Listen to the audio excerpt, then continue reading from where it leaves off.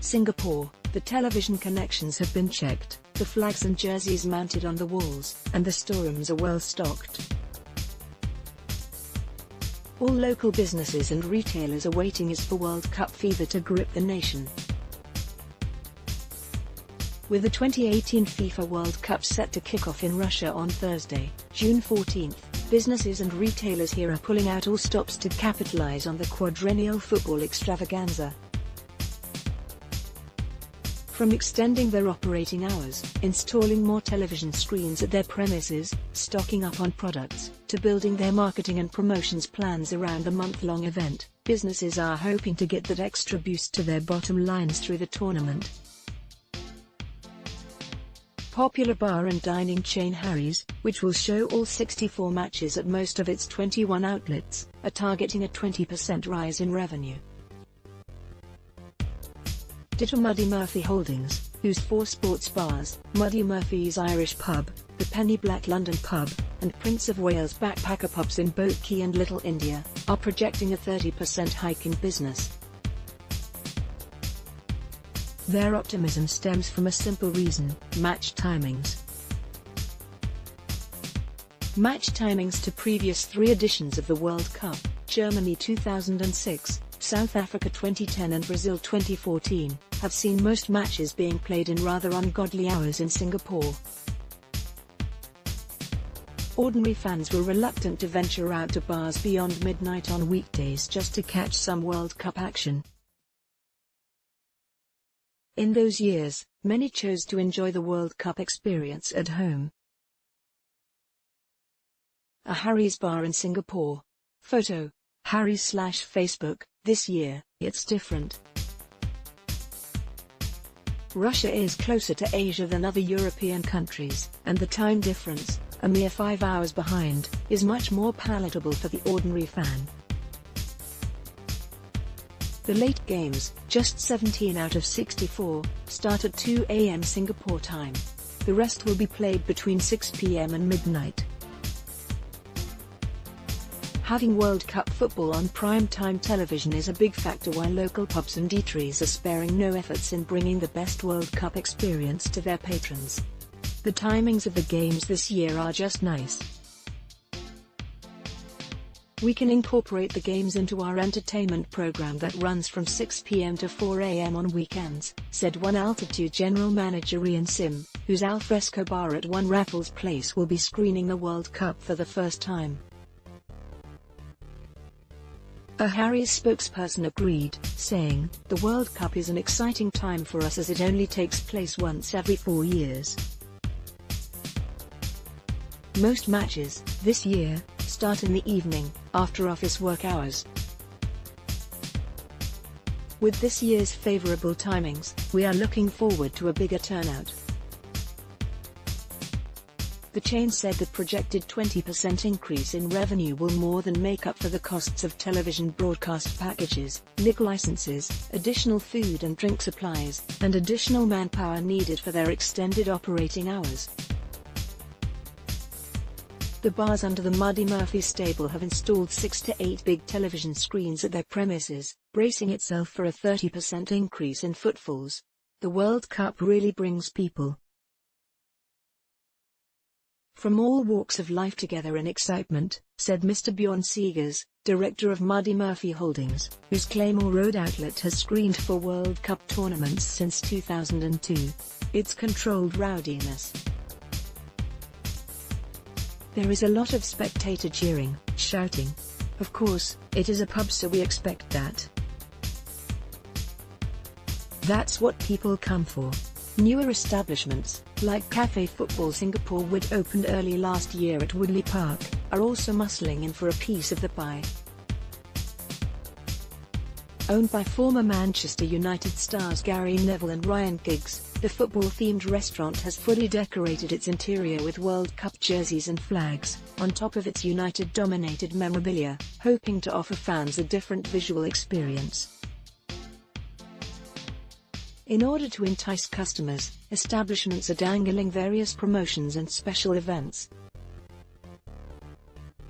These include deals on food and alcohol leading up to and during the matches, as well as mini competitions such as guessing the first player to score a goal during a game and scoring a free pint.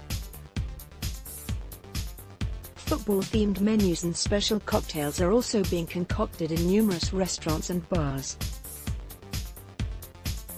Fast food chain McDonald's, which has shown World Cup matches here since 2006, has introduced such as chicken pizza kicks and returning favorite sausage McGriddles just for this World Cup period.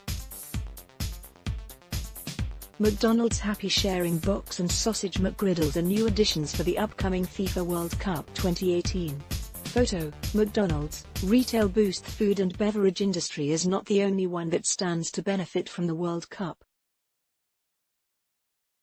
Retailers are in for a windfall as fans have been parting with their cash for the latest jerseys, memorabilia and, make no mistake, football stickers.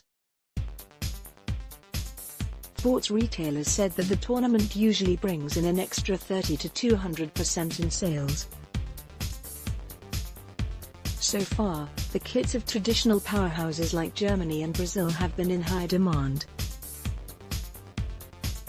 Also popular among shoppers are Nigeria's colourful home jersey and the Crimson Egyptian team shirt donned by star forward Mohamed Salah. The jerseys usually cost upwards of 100 Singapore dollars, depending on how one customizes them with players' names and tournament patches, but fans are not batting an eyelid. "I've been a big Germany supporter since the 1970s and now my whole family are following their fortunes at this World Cup," said Mr. Jason Chong, 54, who bought 5 of the latest German kit for his whole family. "The design is nice and we are proud to wear it and show our colors." Demand for stickers with images of the World Cup players are also rising since they started retailing here in April. Mr. Naveen Nambiar, a sticker collector and one of the administrators of the Facebook group Panini Swapsies Group, Singapore, said that most of the stickers have been sold out in 7 to 11 convenience stores. They can also be found at Buzz convenience stores and Premier Football outlets, among other locations. Collectors seek to fill up their album, priced at $3 Singapore dollars and 90 cents, with the stickers of 682 players, managers and special shiny editions representing the 32 participating nations. Packets of 5 stickers retail for $1 Singapore dollar and 20 cents each. Alternatively, boxes of 50 packets go for 60 Singapore dollars. People trade Panini World Cup stickers in Belgrade on June 11, 2014. Photo: AFP/Andreas Sarkovic. The closed Facebook group, now with more than 600 members, has tripled in size since the 2014 World Cup. The group facilitates the swapping of stickers among fans, and organizes the occasional swap meet. Mr. Naveen attributed this growth to unexpected demand following the 2016 UEFA European Championship. The distributors of the stickers are trying to bring in more stock now because it's selling so fast, the 37-year-old said.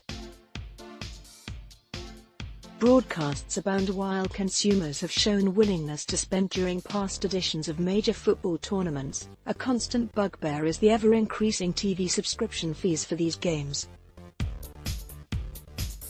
This year, 3 local broadcasters, MediaCorp's Toggle, Singtel and StarHub, announced in April that they are teaming up for the first time to bring a complete World Cup coverage to Singapore. The price of 112 Singapore dollars and 35 cents, a package which allows fans to access the broadcast from their television sets and mobile devices, is unchanged from what fans have had to pay during the European Championships in 2016. But it is the added value that is the game clincher. For example, MediaCorp will also be screening 9 matches, including the semi-finals and final, on their free-to-air Okto channel, 5 more than previous years. The package also gives fans access to a comprehensive World Cup site offering insights like team profiles, player information, the latest scores, rankings and match highlights, on top of a studio show capturing all the action and drama of the World Cup, which will be shown on the 3 broadcasters' channels every match night. The show will feature extended live feeds from the stadium and analysis of key moments with football personalities pre-match, at halftime and post-match. Parts of the presentation will be enhanced with augmented reality, MediaCorp said. For once, there is no price increase. And we can view the matches on our mobile devices anytime we want, so I think it's good value for money, said fan Alexandria Lee, 42. The World Cup happens once every 4 years, so I'm happy to pay for it. I don't want to miss out.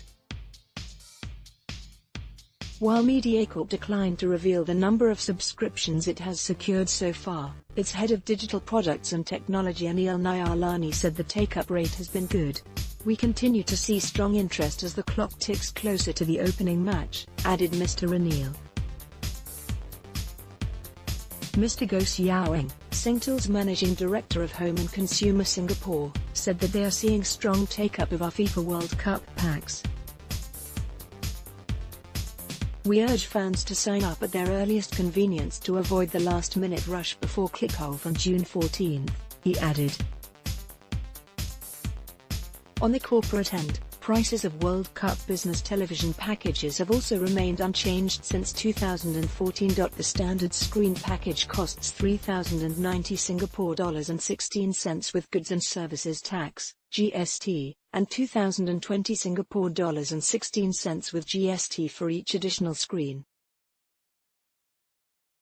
For larger screens of between 51 and 99 inches, the price comes in at 5,230 Singapore dollars and 16 cents with GST, and 3,090 Singapore dollars and 16 cents with GST for each additional screen.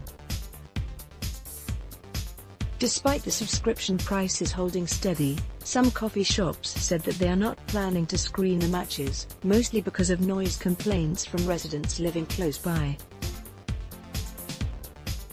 Mr. Andy Wong, owner of One Gin coffee shop in Serangoon, said he has not signed up for the World Cup package since 2010. Final photo of a coffee shop. We had many complaints from the block upstairs about the ruckus during the World Cup.